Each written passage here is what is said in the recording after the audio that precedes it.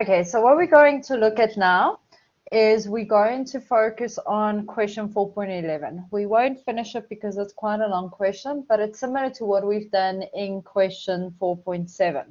So seeing you guys worked through the previous question with me, what we're going to do now is we'll start with it and then we'll go through it. And I want you guys to, based on what we've discussed previously, tell me where you think the information should go. Okay, so we won't finish this question, but I want us to at least start it and go through what is important, what do you need to see. So if you page to page 154 in your textbooks, you will see this question, question 4.11.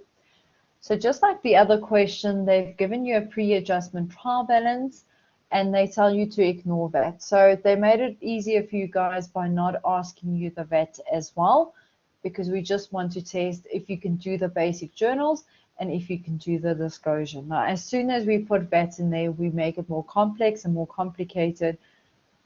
So for this module or for this section, they've actually ignored the VAT in all the questions. Okay, so let's quickly see. First thing we need to do is what do they actually want from you?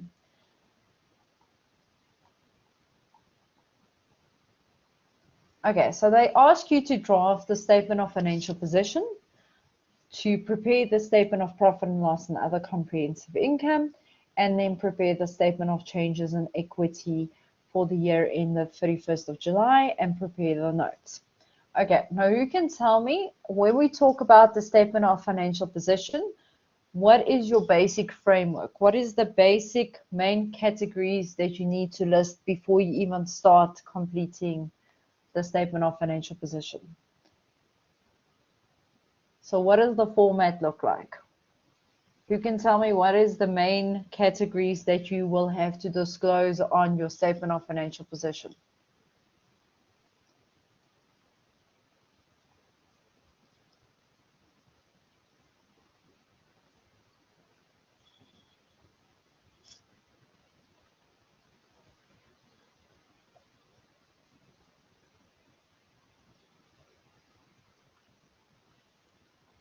Okay, I'm going to repeat the question. If we talk about statement of financial position, what is the three main categories we are disclosing in there? What do we split it in? What is the headings?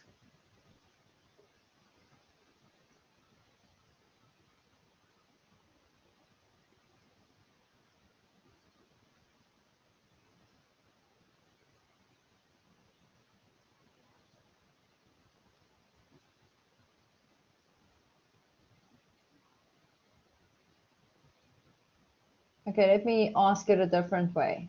When you prepare the statement of financial position, what will you have to show me in that statement?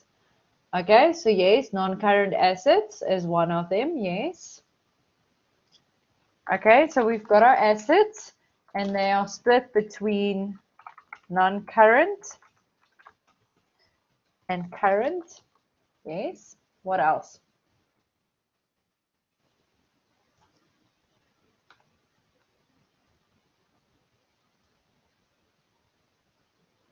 What else would you see in that statement?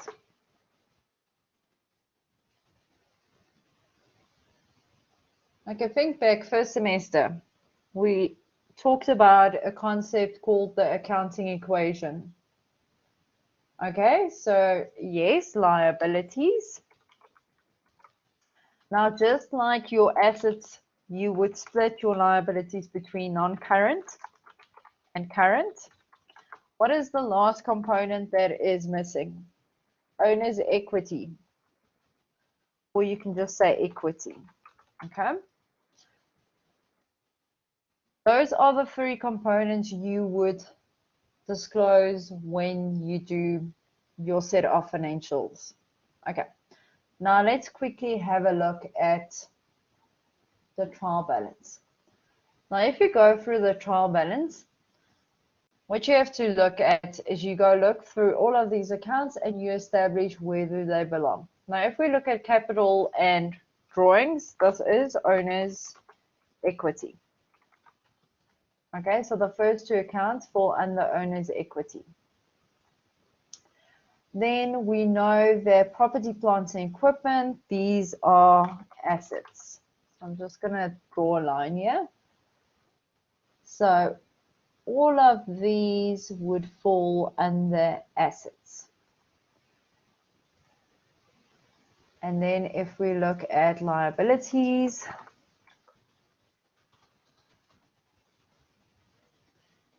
your liabilities would be your mortgage loans, your creditor control. Then cash flowed is, and rent deposit is assets again.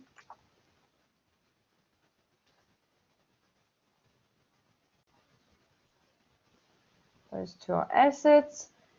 And then your credit card and SARS is liabilities again. So let's put liabilities there, assets there. Okay, so just based on that, you would already have balances that you could capture in your statement of financial position or in the note disclosure. Okay.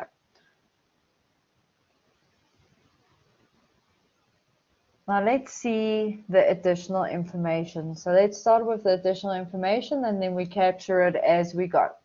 So the first thing they've told us is provide for the depreciation. If we scroll back just to our nominal accounts, I said if you're unsure if depreciation has been recorded, just go look at the nominal accounts, which is your items with the N in folio numbers.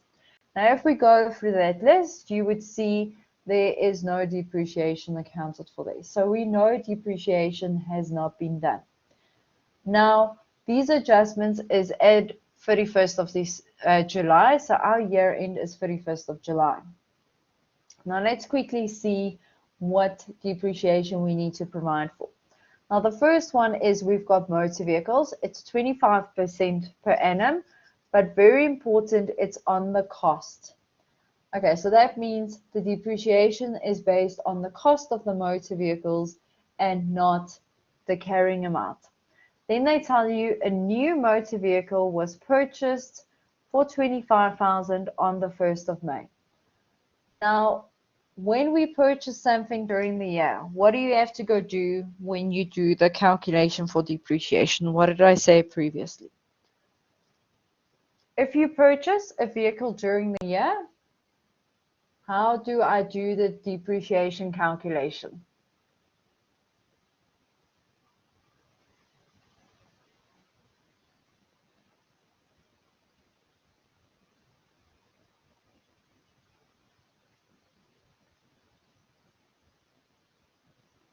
Okay, so I'm going to repeat this. If we say motor vehicles is based on the cost, but we have purchased a vehicle during the year, how would I do the depreciation calculation?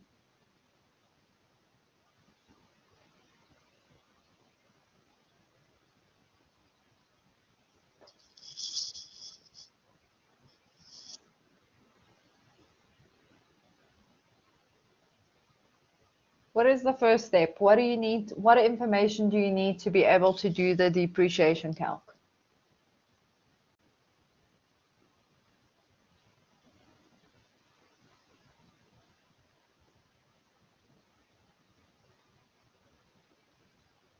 If you are supposed to work out the depreciation for motor vehicles, tell me what steps will you follow to get to an amount?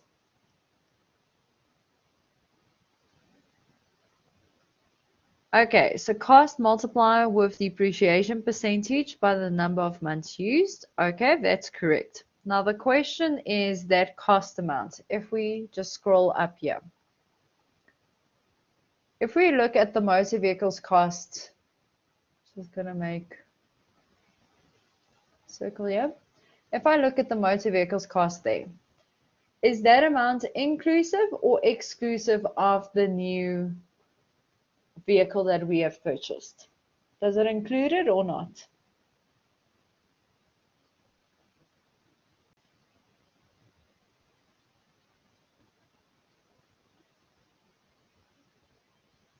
Okay, so that's correct. It includes the addition.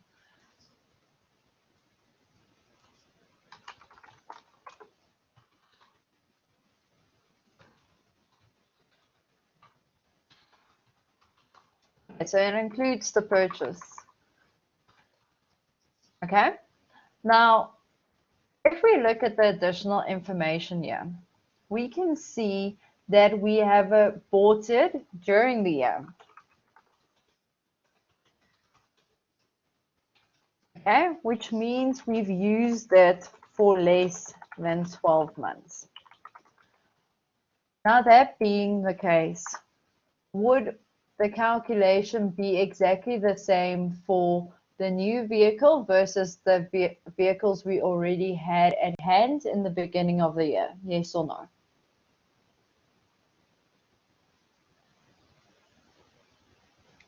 So would our calculation look exactly the same for the vehicles we already had in the beginning of the year versus the vehicle we purchased during the year?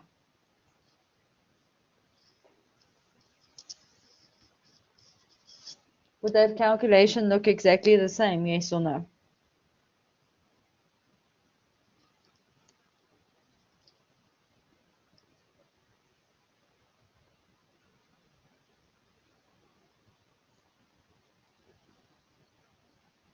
Okay, let me put it on a timeline for you guys.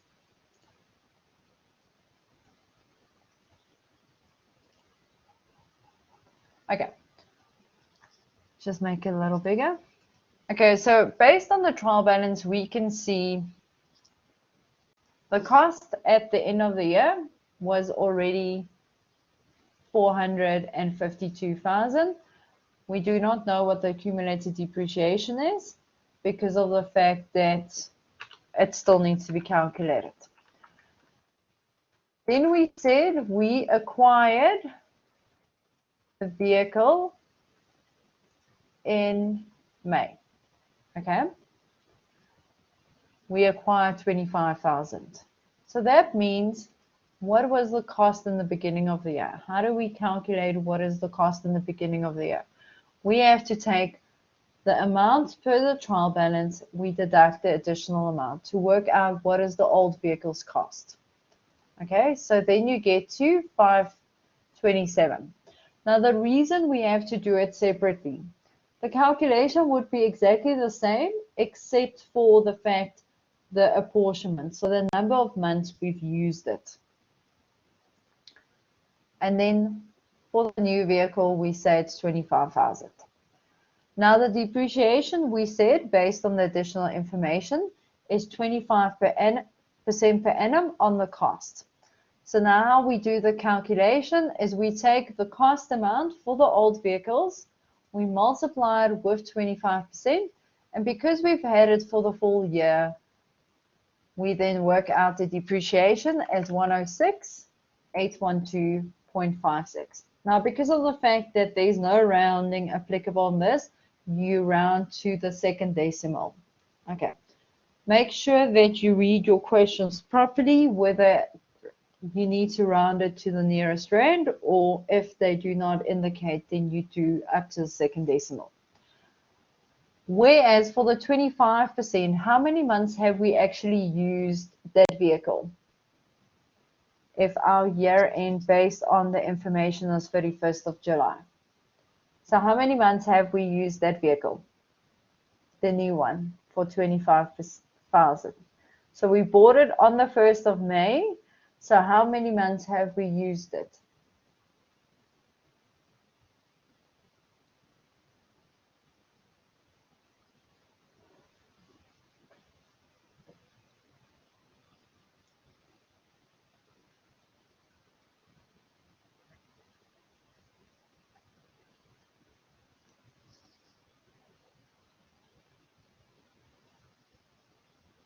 Okay, guys, if I bought a vehicle on the 1st of May and my year end is 31st of July, how many months have I owned that vehicle of 25,000 rand?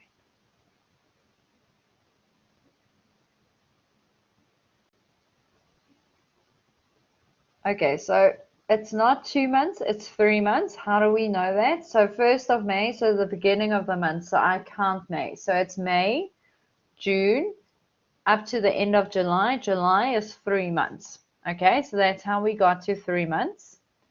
If we look here, so it would have been May, June, July. Okay, so beginning of May up to the end of July is 3 months.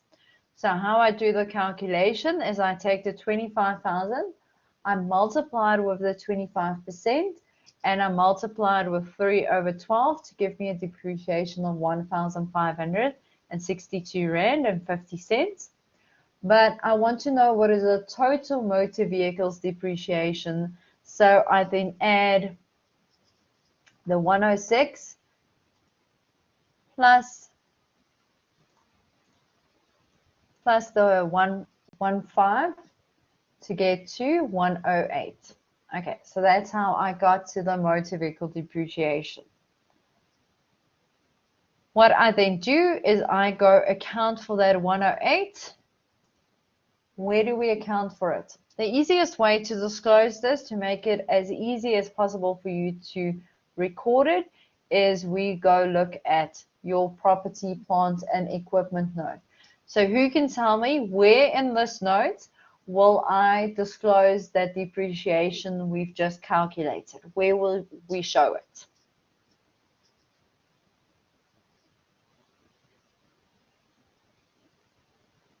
So in the property, plant, and equipment note that I'm looking at, where will I show the depreciation I've just calculated for my vehicles?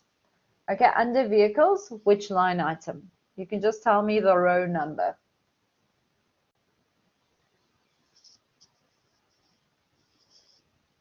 Just tell me what row number. There's numbers on the left-hand side. You can just tell me which row.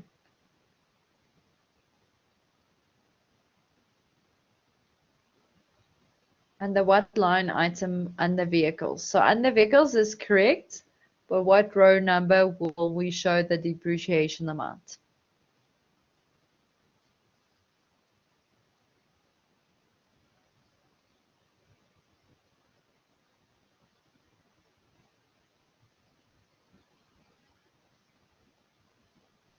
Okay, let's see. Will we show it under the carrying value at the beginning of the year? Will we show it under movements? Yes, that's correct. Under number 91. So under this row item here.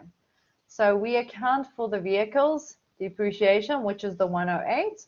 But remember, for depreciation, we show it as a negative.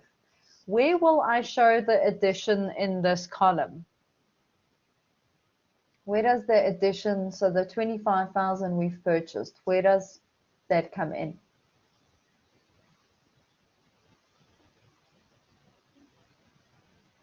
Yes, so the additions is on line 98. So we showed here under additions at cost.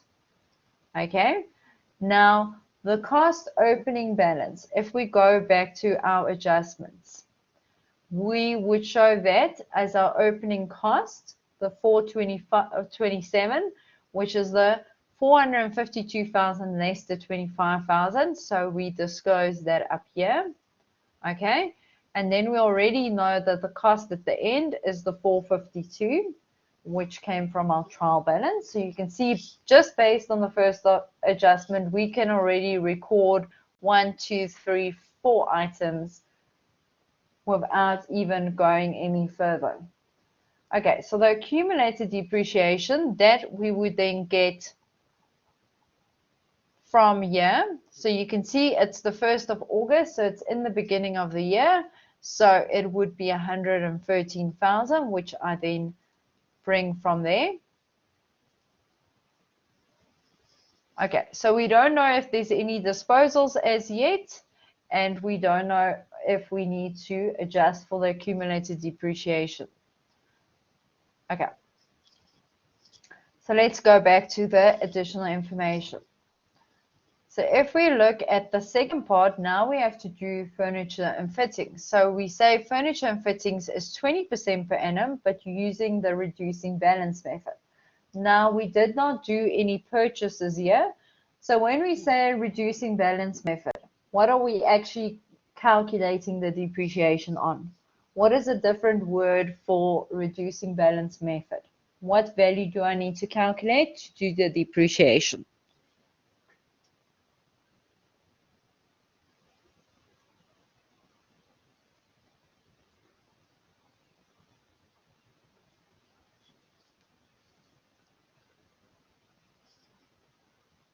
Okay, so let me repeat that. If we do depreciation on the reducing balance method, what value do we use when we apply that 20%?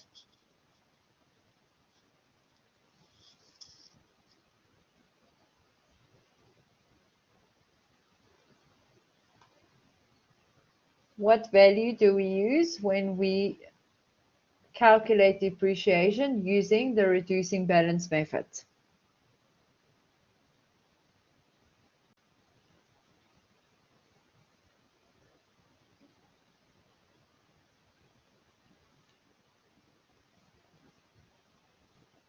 Okay, let me just quickly see where you got that amount from. Okay, so you took the furniture and fittings, the cost, and then you've got accumulated depreciation. Okay, so the answer I was looking for is your carrying amount. Okay, so what we do for the furniture and fittings, we know that the cost at the end of the year is the 472. Okay, that is based on what is on our trial balance. Now they tell you that the accumulated depreciation is in the beginning of the year. We did not buy any goods or services or any new furniture and fittings during the year, so that means the cost in the beginning of the year is exactly the same as the cost at the end of the year, and the accumulated depreciation you get from the trial balance. So how you do the calculation then is you work out the carrying amount, which is the cost less accumulated depreciation, which gives you 377,880.21. Okay, so that's how you get to the carrying amount. And then you apply the 20% on that carrying amount, and we've used it for a full year to give you a total depreciation of 75,000. Now that 75,000, just like we did with the vehicles, you capture that in the depreciation line item. Okay, we didn't have any additions, there was nothing. We know the costs in the beginning of the year, based on our adjustment calculations, was 472, and the accumulated depreciation was 94,000. Okay, so then if we do the carrying amount, we just take the cost less the accumulated depreciation gives us the carrying amount, so that we can then transfer the cost down here to 472. Now let's quickly scroll through the rest of the adjustments just to make sure there's no disposals before we finish that. So this talks about a debtor, credit losses, a telephone fax, delivery expenses, service income, rent income, electricity. This talks about inventory. Then owner took trading inventory, so no. Then stock take, that wouldn't affect it. Interest on mortgage loan. Okay, so there's nothing else that is affecting our assets or our property, plant, and equipment. So let's quickly see. We will also then account for the property, plant, and equipment. Okay, this should actually be land and buildings or something. It wouldn't generally be property, plant, and equipment. That is normally the name of the heading. So we would then include the cost here. There's no accumulated depreciation for land and buildings generally, and we had no additions, disposals, or depreciation for that. Based on the additional information, there's no disposals that occurred. So then we work out what is the movement. Now the movement, you add your additions, which is positive, you deduct your depreciation from that. So in this scenario, our movement for vehicles as well as furniture, the net movement is negative because the depreciation was more than any additions. Now, because of the fact we don't have any disposals, how you would work out the accumulated depreciation is you take the opening balance, you take the depreciation, you add it on there to work out what is the new accumulated depreciation amount. And you do that for each category. You follow the same principle. Land, buildings, the cost, there was no additions, so the cost would be exactly the same as the opening balance. And then you do the carrying amounts at the top. And then the last thing you do is you do the total column. Now there's 1.8 million there, this amount here, will then be disclosed in our statement of financial position under property, plant, and equipment. Okay, so once you've done the note disclosure, you go show that amount. Then if we move on to note 2, a debtor, SA Supplies, who owes 2,035 Rand and 13 cents has been declared insolvent. And we received 35 cents in the Rand from the insolvent estate. Okay, so who can tell me what amount have we received in our bank from this debtor that was declared insolvent?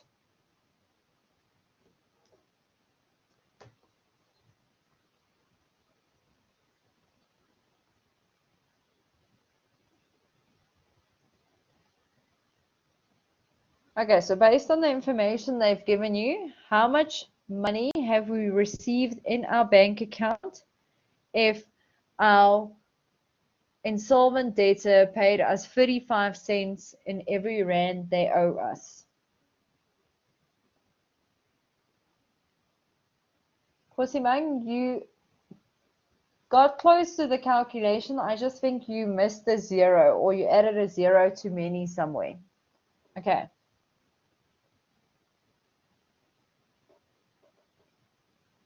When you did your calculation, just check your calculation. Okay, so the answer is correct. It's 712 Rand and 30 cents. Now, how did we work that out? Just for the guys, the other guys. So if we do the calculation, so you take the outstanding balance, then we say the amount we received in the bank. You take the outstanding balance, you multiply it with 35 cents. So in this case, I did 0.35, but you can also do 35 over 100. Okay, then you get 712 Rand and 30 cents. And then the amount to be written off would be the difference between what was outstanding and what we physically received. Okay, to what account do we take the amount to be written off in our statement of profit and loss? The amount that we've written off, to what line item or what account name do we take the amount we've written off when we disclose it in our statement of profit and loss?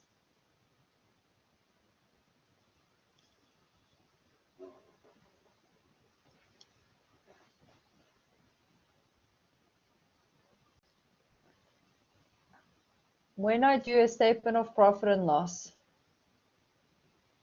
under what line item will I disclose this portion that we've written off, this 1,322 Rand? Let me put the financials up here.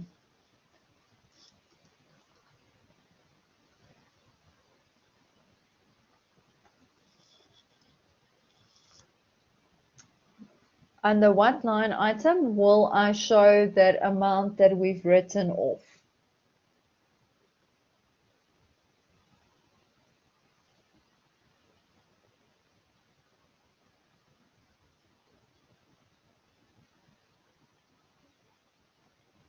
Yes, that's correct. So it will be shown under credit losses. I will include it in here. you would put that amount in there when you do the calculation. Okay, I see it is almost 10:02, so we're not going to finish this question. What I want you guys to do is go do this question for homework. It's exactly the same as question 4.7. It's just different amounts, but the principles are exactly the same. And then as you go through it, similar to what I've done here, is you go and write down what it relates to and where you would go adjust it as you do each and every transaction. And the more you do it, the easier this would actually get. Okay, so before we wrap up for today, do you guys have any questions? Is there anything that you're wondering about for financial statements? Because this is the last session we have on financial statements, and then we start with partnerships then in the next session.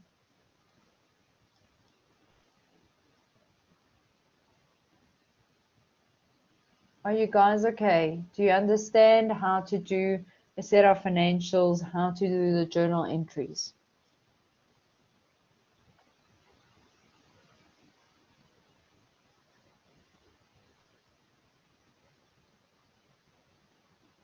Okay, if you don't have any other questions, you are welcome to leave the session. If you've got questions, please just type them in the chat function and I will quickly address them. Okay, bye guys.